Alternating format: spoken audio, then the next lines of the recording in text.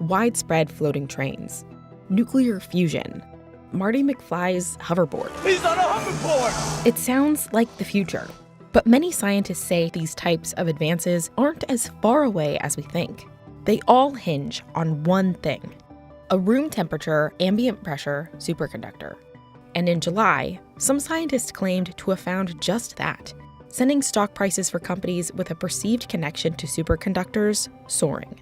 A breakthrough like this really could mean longer lasting batteries for our devices, revolutionizing medical imaging. It could mean more efficient electrical grids. It could mean improved high-speed trains. There's almost no aspect of our daily life that a room temperature ambient pressure superconductor wouldn't touch if commercially applied. That's why investors, despite doubts surrounding the search, are still backing the effort. Here's where the science stands and what it could take to bring such a superconductor to market.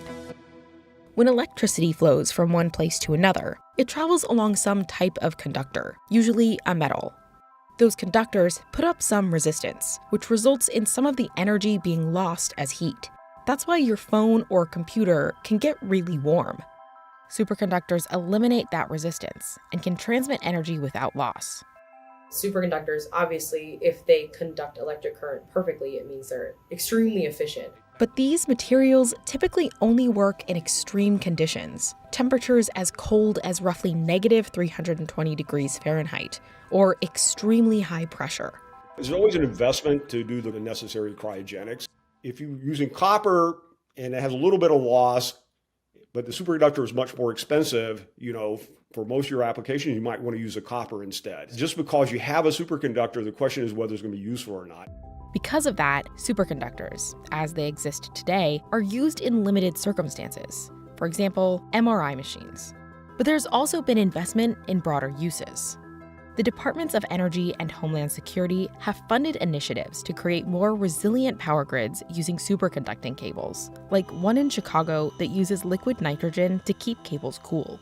Ultimately, the reason why people are so interested in this space in terms of investment especially is because unlocking a room temperature and pressure superconductor, again, would revolutionize medical imaging. It would make it so that magnetically levitating trains were more accessible, cheaper to build, more efficient. It would make it so that our electrical grids truly would become revolutionized.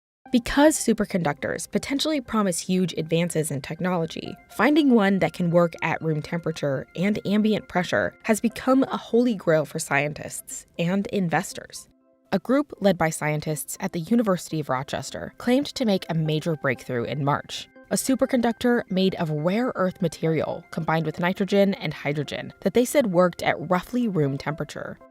The study was peer-reviewed, but the lead researcher has come under scrutiny. The University of Rochester-led group did not respond to requests for comment. Then 2 other papers, released in July, detailed a potential superconductor called LK99 that combined copper, lead, phosphorus, and oxygen, and worked at room temperature and ambient pressure.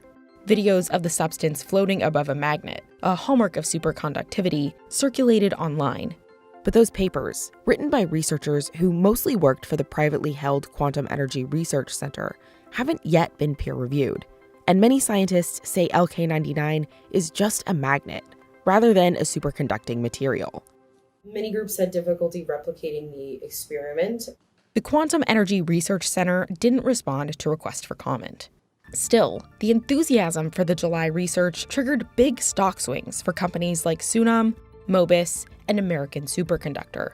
Before a room temperature ambient pressure superconductor can be brought to market, it needs to be replicated regularly in trials. That's what Norman's group at Argonne National Laboratory is trying to do now with LK99.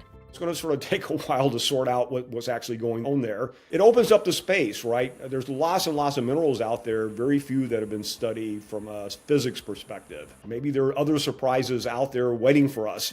Replicating results can take weeks or months, if even possible. Then its production needs to be scaled up, which can take much longer. It's one thing having little microscopic samples in your laboratory, is another thing to make kilometer, long wires. We just don't know until you know what the material is and how easy it is to make, and then it's like how, can you wrap it and make a wire out of it? until you know those things, it's really hard to figure out what kind of lag will be from discovery to applications. The superconductor cable system used for the power grid in Chicago took years and approximately $19 million to implement. Any discovery or invention or change in the field is ultimately net positive.